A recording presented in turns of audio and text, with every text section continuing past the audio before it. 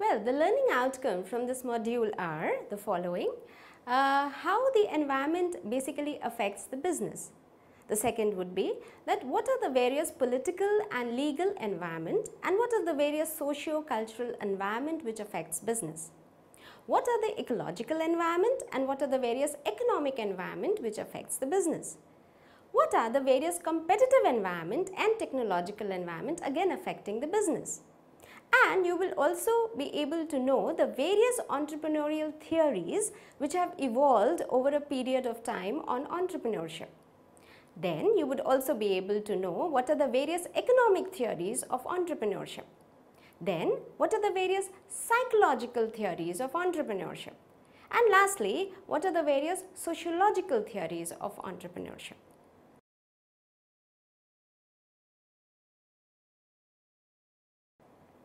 Now, let me introduce you to the module. Well, you see, in this module, we are going to discuss the business and its environment. How the various environmental factors which are beyond the control of the business organization affects the entrepreneur in starting his or her business as well as in running his or her business. Also, I shall be discussing the various entrepreneurial theories which have evolved over several decades. The various theories are the economic theory, the psychological theory and the sociological theory.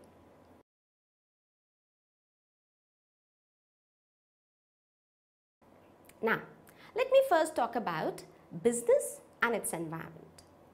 You see, environment is the place in which the business works. A business enterprise is influenced by its environment, obviously. Now, there are various forces on which it has no control. Those are the environmental forces. The various forces, we can club it into various types, which are economic, competitive, technological, socio-cultural, political, legal and ecological. Now, all these forces I will talk in detail. Let me first talk about the economic environment. You see, the economic environment consists of factors that influence a consumer's purchasing power and thus his or her spending power, which ultimately affects the firm's business. The various economic factors are business cycle, product life cycle, inflation, unemployment, interest rates and income, which ultimately affects the economic behavior of individuals in a society.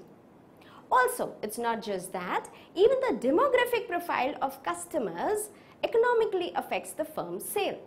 For instance, India has lots of children or the young population. So you see, the demand would be more for products which are used by children or by the younger generation. Let's say the sports goods, cricket, bat, football. But if a country has more of, let's say, elderly people, then sports equipment would be less in demand and children products would be less in demand. So you see, demographic file affects a lot in a company's demand. The change in demography can result in significant opportunities and threats to the firm.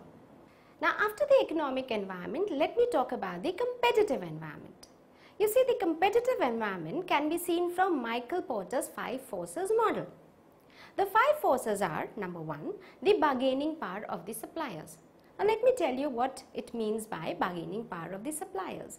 You see, suppliers are the people who provide raw material to the firm. Now, let's assume that the firm is a monopoly.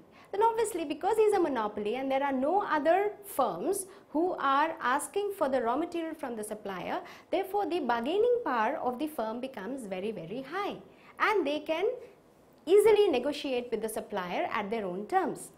Now, the second, the bargaining power of the customers. Again, if the customers are huge, there is a lot of demand for the product and again the firm is a monopoly, that is a single supplier, then obviously the customers do not have a very high bargaining power. Thirdly, the rivalry amongst sellers. Again, if there are very few sellers in the market, let's say again it's a monopoly, then in that case the seller is very, very powerful because he has no other competitors in the market. Fourth, the ease of entry into the same industry, which means there are no barriers to entry, which means more firms can enter into the market. More firms means more competition and lack of monopoly. So in that case, the bargaining power of the firm goes very, very low. And lastly, the availability of the substitutes. This also affects the competitive power of the firm, because more the substitutes in the market, lesser the monopoly of the firm and more competition for the firm in the market. Now, all these forces in one way or the other affect the business environment of the firm. The third, let me now tell you about the technological environment. You know very well this is a world of technology, and a firm which does not upgrade itself or is not up to the technology, which is the latest technology, it will become redundant, its products becomes redundant. So the technological developments are the most threatening in today's world, where every day a new technology is introduced which makes the old one redundant. That reminds me of an example of Kodak cameras. You see, there was a time when Kodak camera was #1 in the world, but what happened? It could not compete with Sony's digital camera, and it was totally swiped off from the market. So you see, if we do not keep in touch with the technology and we do not upgrade with the new technology, the firms become redundant. So the new technology creates new product and new market. Firms have to be aware of new technologies being introduced from time to time in order to stay competitive. They have to quickly adapt to new technologies, otherwise their products will become redundant. Adjusting to the threat due to technological obsolescence is the biggest challenge in the present day for the present day entrepreneurs. Now, let me talk about the socio-cultural environment. This again affects the business or the firm very much. And they are the most difficult, uncontrollable factors to be predicted by a firm. Now, what's going in the mind of the customer, nobody knows. So the firm has to understand the cultural values prevalent in the society. The cultural environment is made up of society's values, perceptions, behaviors, preferences and tastes. Any change in these factors will affect the consumer behavior and hence will impact the sale of goods and services of the firm. Therefore, a proactive entrepreneur can only adapt to such influences and thus survive in the environment. So it's very, very important for a firm and for an entrepreneur to know what's going on in the mind of the customer, what are his tastes, what are his preferences, and also to see what are the values in the society prevailing. Now I'll be telling you about the political and the legal environment which affects the business. You see, firms operate within the legal framework imposed by the government and law enforcing agencies. Factors that may affect an organization's sale are the taxation policy, subsidies, tariffs, export-import policy. The legal and political environment becomes more threatening and complex as the organization becomes global.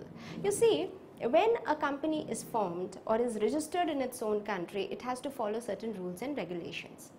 But then if it becomes a multinational company and it starts operating in some other foreign country, it has to again abide by the rules and regulations which are prevailing in that country. So to keep a track of all the rules and regulations, the company has to be really very cautious and they have to face all kinds of threats. So keeping intact the political and the legal framework is the hardest and the most challenging for a company which has become a multinational company.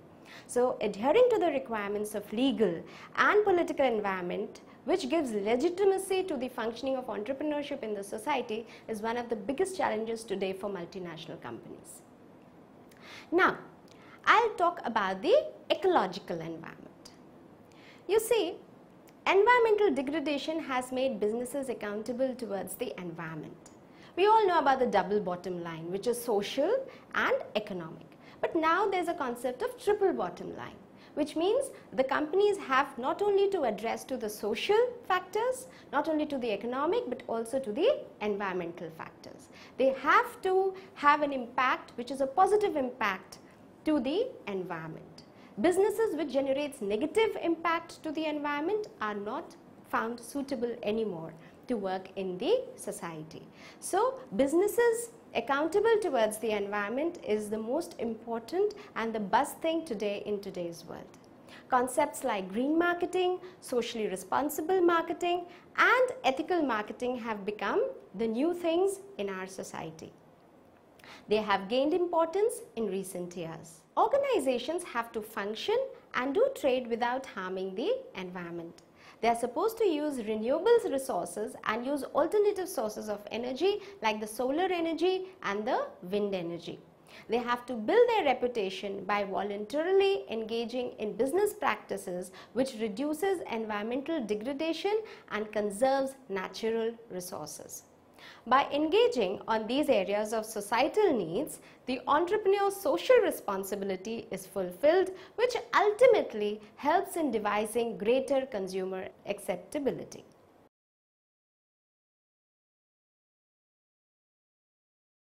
Now you all must be knowing how the environment affects the firm and the business. Now I'll tell you about how the various entrepreneurial theories have evolved over the years. You see, it is believed that entrepreneurs who possess the necessary competencies succeed while those deficient in these competencies fail in their ventures.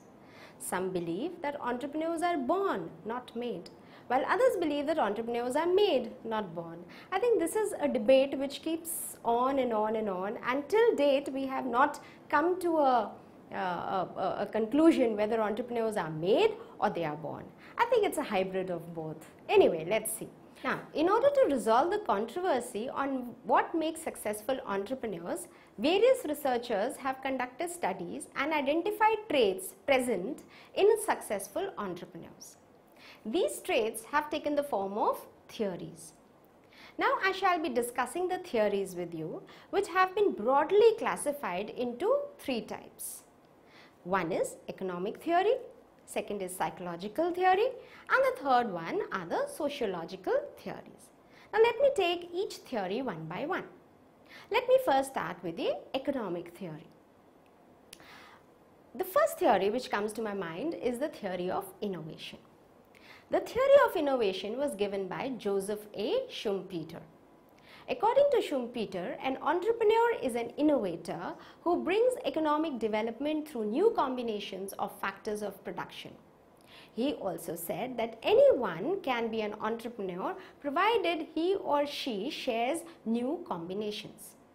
A person loses out the character of an entrepreneur as soon as he has built up his business and settles down to run it. Hence, it is difficult for a person to remain an entrepreneur throughout his life. He can be a businessman forever, but not an entrepreneur, according to Schumpeterian model of entrepreneurship. Now I'll tell you, according to Schumpeter, what are the 5 kinds of innovations which an entrepreneur does. Number 1, an entrepreneur can innovate a new product. He brings a new product into the market. Number 2, he can bring a product into a new market. That means he captures a new market. Number 3, he brings a new technology which makes an old product. Number 4, he finds a new source of raw material which makes the old product. And number 5, he forms a new form of organization. So these are the 5 ways by which a person can become an innovator and thus become an entrepreneur. Now let me take another theory of economic theory of entrepreneurship. This is called the X-efficiency theory. Harvey Levenstein identified 2 broad types of entrepreneurship, namely the routine entrepreneurship and the new entrepreneurship. The routine entrepreneurship is associated with the managerial function of the business, whereas the new entrepreneurship is the innovative form of running your business.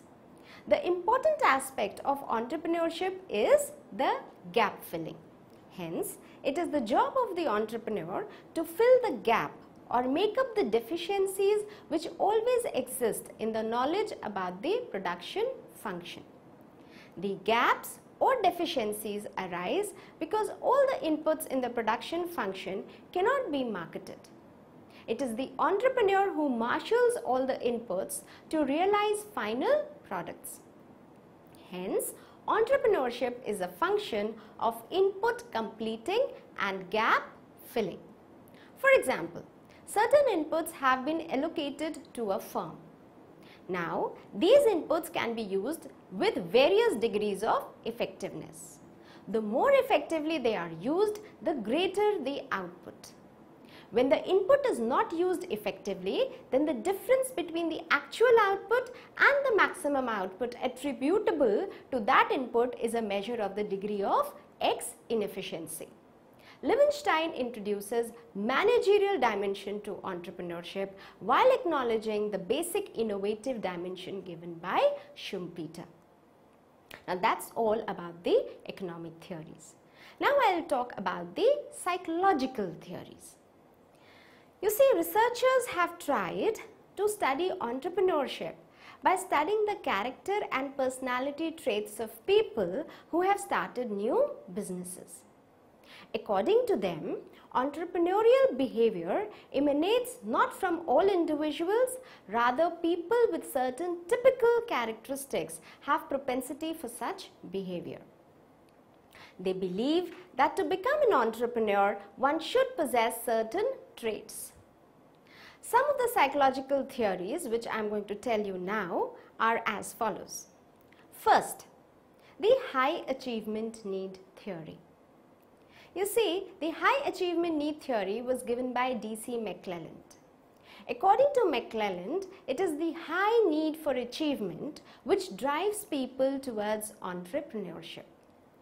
This achievement motive is inculcated through child rearing practices which stresses standards of excellence, maternal warmth, self-reliance, training and low father dominance, which means not liking to be under the father's control. So these are the traits which have been identified in entrepreneurs. So people with high achievement motive tend to take keen interest in situations of high risk, desire for responsibility and a desire for a concrete measure of task performance. McClelland identified two characteristics of entrepreneurship, namely doing things in a new and better way and decision making under uncertainty. He stressed the need for achievement or achievement orientation as the most directly relevant factor for explaining economic behavior. This motive is defined as the tendency to strive for success in situations involving an evaluation of one's performance in relation to some standard of excellence. Hence, people with high need for achievement are more likely to succeed as entrepreneurs. That reminds me the Maslow's need hierarchy theory, which says that people with self-actualization need are basically people who have high level of need for motivation. So entrepreneurs are people who have high level of motivation, which means self-actualization need. Hence, people with high need for achievement are more likely to succeed as entrepreneurs. People with high need for achievement are not influenced by monetary rewards, which again I would say are the Maslow's lower needs as compared to people with low achievement. Now, let me take another theory of psychological trait, which is the status withdrawal theory. Now, this was given by E. Hagen. According to Hagen, withdrawal of status respect is the trigger mechanism for changes in personality formation. Status withdrawal is the perception on the part of the members of some special group that their purposes and values in life are not respected by groups in the society whom they respect and whose esteem they value. Hagen identified 4 types of events that produce status withdrawal in an individual. Now let's see what those 4 types are. 1 is the displacement by force. 2. Denigration of valued symbols. 3. Inconsistency of status symbols with the changing distribution of economic power. And 4. Non-acceptance of expected status on migration to a new society. I think I would like to take the example of, let's say, the Parsi community who came to India, who basically became traders in India, and today also they are flourishing traders in India. The second community which I think of are the Sikh community, who came during the partition period in 1947, when India was separated and we were divided into two countries, India and Pakistan, and people from Pakistan fled, mostly the Sikh and the Punjabi community, Hindu Punjabis. They came to Delhi and other parts of India, and we see how they all became entrepreneurs, and today most of them are quite rich and very flourishing entrepreneurs. So they had some kind of a status withdrawal, and that triggered the entrepreneurial seed in their mind. So Hagen describes an entrepreneur as a creative problem solver who is interested in things in the practical and technological realm. He feels a sense of increased pleasure when facing a problem and tolerates disorder without discomfort. So you see, what normal or general publics find as a problem, the entrepreneur sees it as an opportunity, and he tries to seek that opportunity. Now, another theory which I am going to talk to you about is the desire for autonomy. This theory was given by Collins and Moore. According to Collins and Moore, entrepreneurs have the trait of autonomy, independence and self-reliance. The entrepreneur is viewed as driven by unresolved conflicts around authority stemming from the early relationship with his parents. The fathers of the entrepreneurs are unsupportive and do not share a healthy relationship with them, whereas their mothers are more devoted and caring. This gives rise to a high need to dominate and a fear of being dominated in the entrepreneurial personality. Now, let me take another theory. This is called the function of social, political and economic structure. This theory was evolved by John H. Kunkel. Now, the behavioral model given by John H. Kunkel is concerned with the actions of individuals and their relations to the previously and presently surrounding social structures and physical conditions. Entrepreneurial behavior is a function of the surrounding social structure, both past and present, which can be influenced by the manipulative economic and social incentives. According to Kunkel, entrepreneurs are not equally distributed in the population. Minorities have provided most of the entrepreneurial talent, but all minorities are not important sources of entrepreneurship. For instance, the Sikh, Jain, Marwadi and Parsi minority communities have been an important source of supply of entrepreneurship in India. Similarly, the Jews, a minority community, has been an important source of entrepreneurial supply in Europe and America. Further, Kunkel has identified 4 structures in the society which are responsible for entrepreneurial supply. The 4 structures are limitation structure, demand structure, opportunity structure and labor structure. In limitation structure, the society limits specific activities, and this limitation structure affects all the members of a community. In demand structure, individuals are made entrepreneurial by providing them material rewards. In opportunity structure, factors of production such as capital, labor, markets, management, technological skills and information concerning production methods are made available to individuals who later become entrepreneurs. Labor structure is concerned with the supply of competent and willing labor.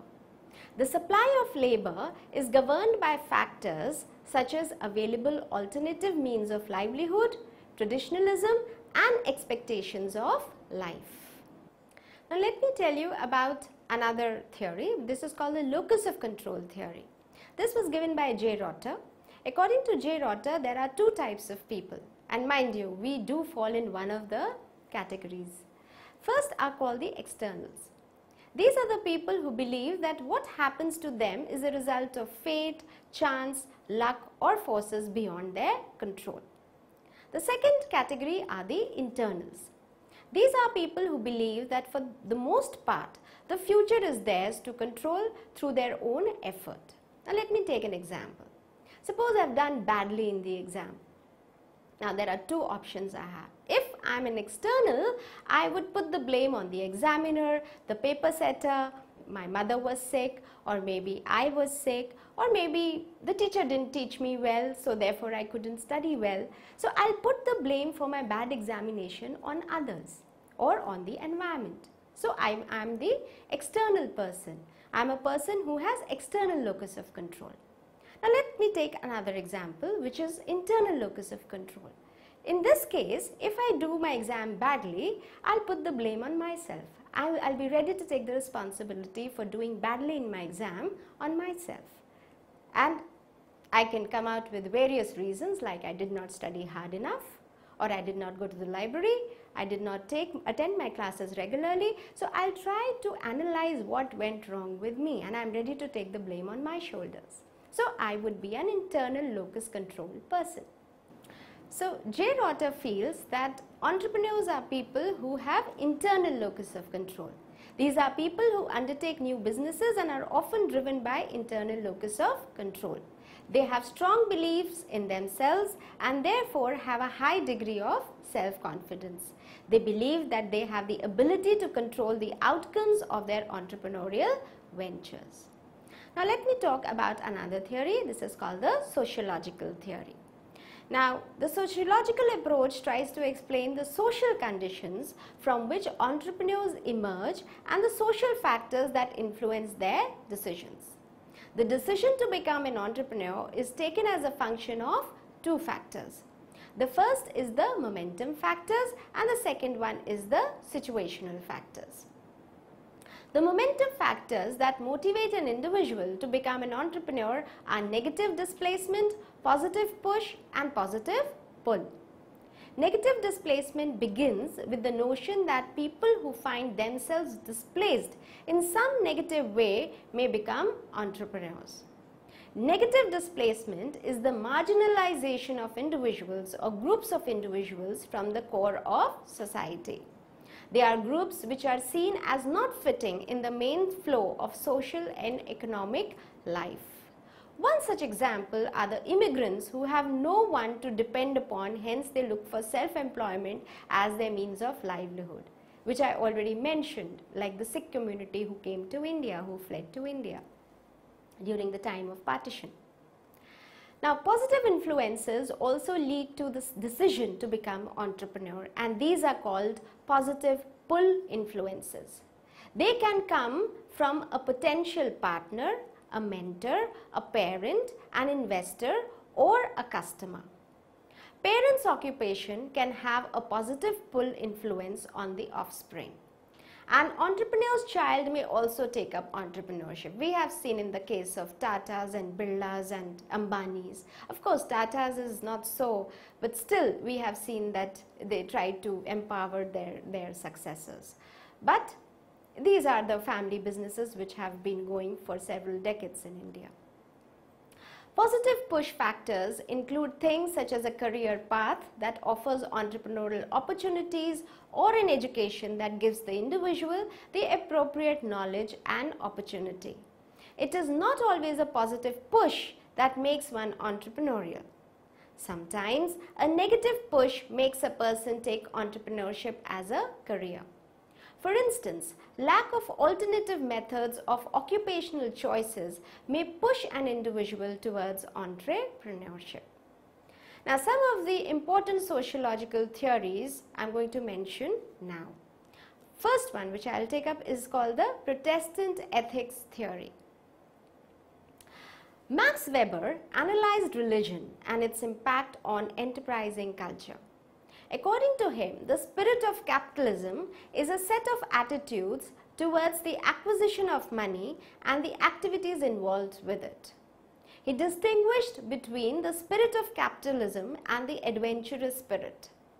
The former is subjected to strict discipline and the latter with giving free rein to impulse. The spirit of capitalism can be generated only when mental attitude in the society is favorable to capitalism.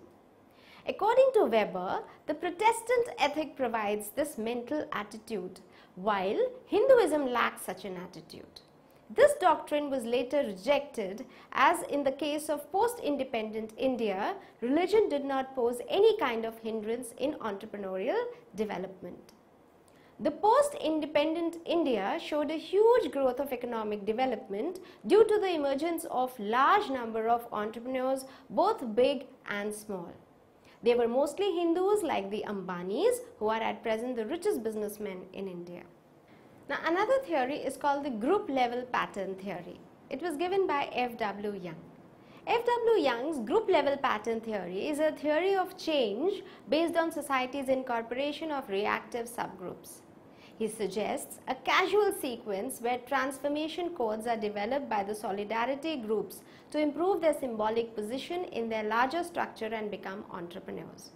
According to him, entrepreneurial characteristics are found in clusters which may qualify themselves as entrepreneurial groups. Entrepreneurial activity is generated by the particular family background, experience as a member of a certain group, and as a reflection of general values. Another theory is called the cultural values and social structure theory. This was given by Thomas Cochrane. According to Thomas Cochrane, the process of economic development, entrepreneurs are not seen as divine or supernormal individuals, but are rather visualized as representing society's model personalities. This personality is molded by prevailing child-rearing practices and schooling common to a given culture. Thus, family and hereditary occupation play a great role in making individuals entrepreneurial. So, you see, I have just spoken about the various theories of entrepreneurship. I spoke about the economic theory, the psychological theory, and the various sociological theories. And all these theories tell us that entrepreneur is a person who has certain personality, or entrepreneur may be a person who has evolved due to a particular cultural background, or entrepreneur may be a person who has innovated certain things like Schumpeterian entrepreneur. So you see, we cannot say an entrepreneur is a particular person with particular traits. There is till date no uniform definition of the word entrepreneur, which is universally accepted. So we have to follow all the three theories of economics, psychology and sociology to understand, to have a comprehensive understanding of the term entrepreneur and entrepreneurship. And we also saw how environment affects the business. So a business has to adapt to the environment and look properly into the legal aspects, the political aspects, the ecological aspect, the sociological aspect, and various other aspects in order to survive well and to be sustainable in the long run. Thank you so much.